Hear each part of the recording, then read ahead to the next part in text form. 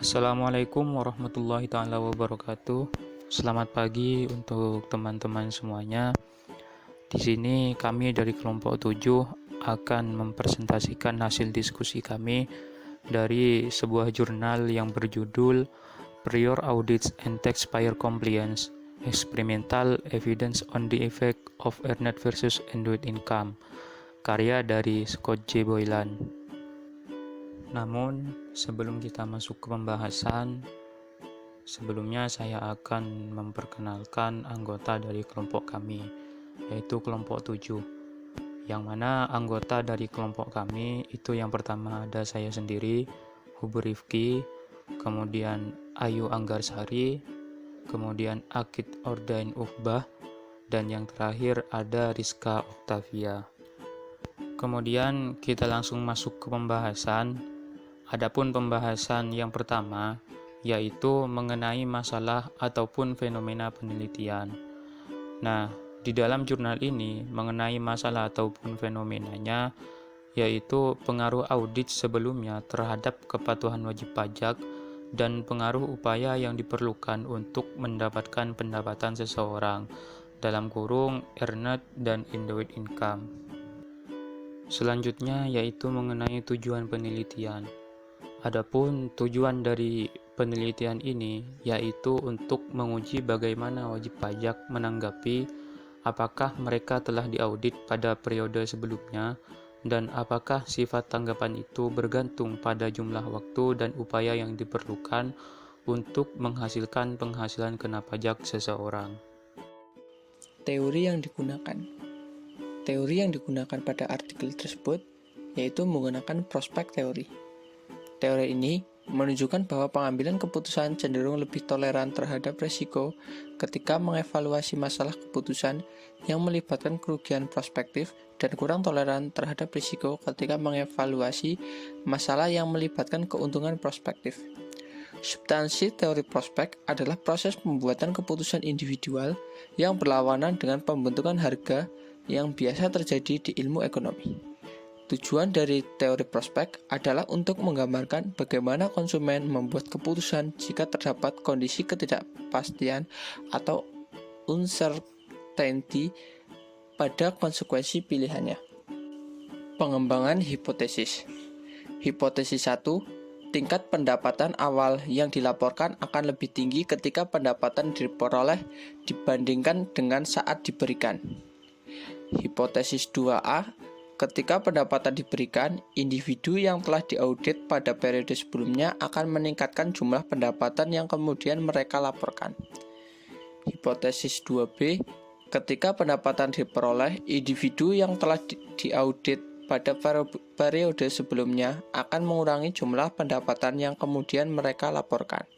Hipotesis ketiga, perubahan perilaku pelaporan harus lebih besar untuk individu yang telah diaudit pada periode sebelumnya daripada mereka yang telah tidak diaudit.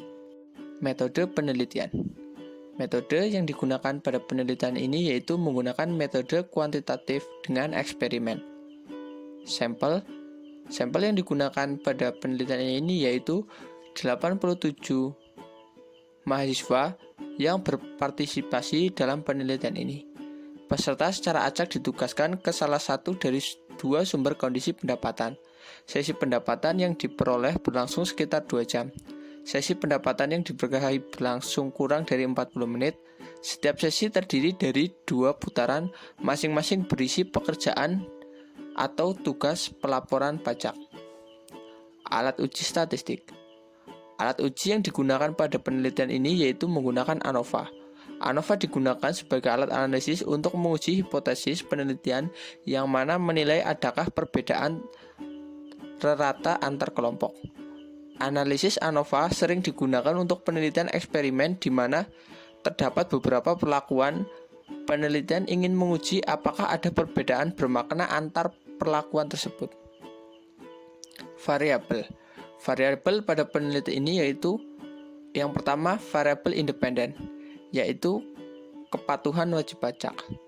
Lalu variabel dependen, yaitu kondisi audit, kondisi pendapatan, interaksi pendapatan dengan audit, dan berbagai interaksi antar pendapatan yang dilaporkan periode pertama.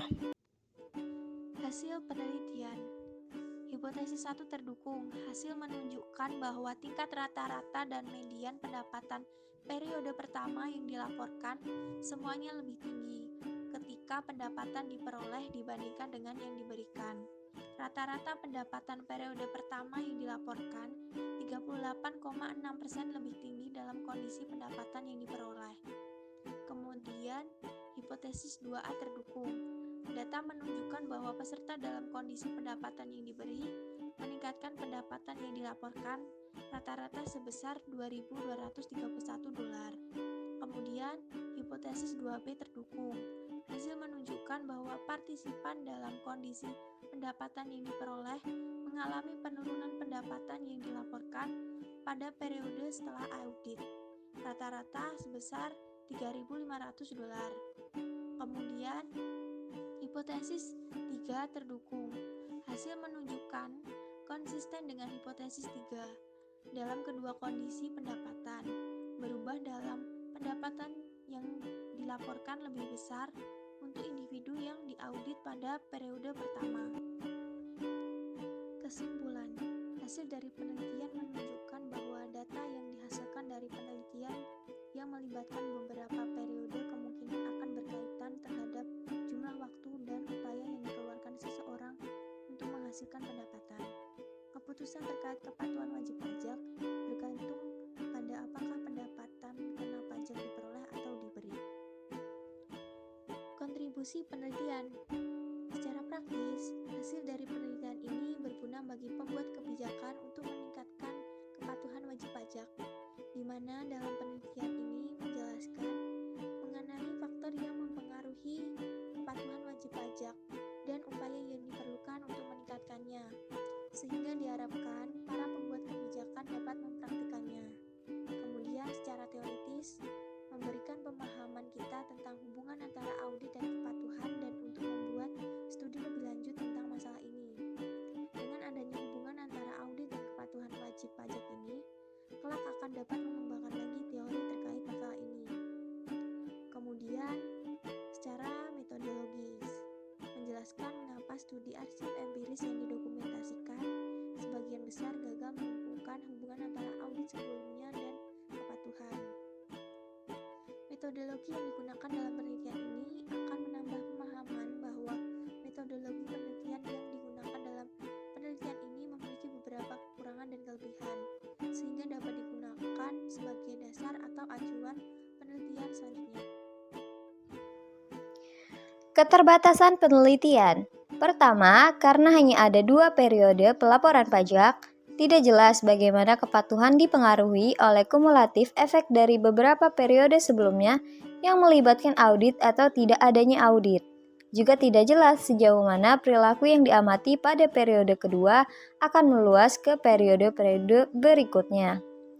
Kedua, penggunaan terminologi netral dalam percobaan kemungkinan menekan pertimbangan moral dan etika yang berkaitan dengan kepatuhan yang disita dalam banyak keputusan pelaporan wajib pajak. Ketiga, tidak jelas apakah sifat tugas dalam kondisi pendapatan yang diperoleh memiliki pengaruh terhadap perilaku. Dengan kata lain, seseorang tidak dapat menentukan apakah hasil yang sama akan berlaku jika waktu yang dibutuhkan dan sifat pekerjaan yang diperlukan untuk memperoleh penghasilan berbeda. Keempat, eksperimen bergantung pada kumpulan data yang relatif kecil, terutama bagi mereka yang berada dalam kondisi audit. Meskipun hasil yang dilaporkan signifikan pada tingkat konvensional, akan diinginkan untuk melihatnya direplikasi sebagai bagian dari penelitian lain. Akhirnya, parameter dan desain eksperimen dimaksudkan agar lebih konsisten dengan penelitian sebelumnya tentang kepatuhan dibandingkan dengan struktur pajak tertentu. Future Research. Penelitian masa depan diarahkan untuk mengembangkan pemahaman yang lebih lengkap tentang peran variabel-variabel seperti jumlah waktu, upaya, dan lain-lain yang dibutuhkan untuk menghasilkan pendapatan yang berperan dalam pengambilan keputusan wajib pajak pada umumnya. Baik, terima kasih. Mungkin itu saja presentasi dari kelompok kami. Kurang lebihnya mohon maaf. Assalamualaikum.